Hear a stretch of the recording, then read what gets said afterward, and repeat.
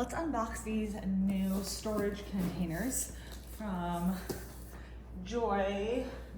Just gotta get some scissors so we can pop this tape open in the back. There we go. These two tabs. And kind of turn it around so y'all can see. We've got the styrofoam insert in the top just to keep things nice and safe. And then right away I've got these three. And they all have this plastic liner around them. Looks like you have to take the lid off and then peel each of these plastics to make them nice. We'll do that another time. I'll save you from watching me do that. A layer of cardboard to protect it, and then it just keeps going and stacking.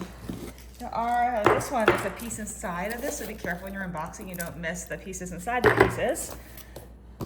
And then here's the third layer. We've got even more. See inside of here. Fourth layer. Let's keep going. There's so many pieces inside this one. It's so nice. Oh my gosh, our pile is getting huge. And double check the bottom. Some styrofoam, nothing left in there. So all good. This looks like a great set. And the last step is to just take off all the plastic and the bubble wrap.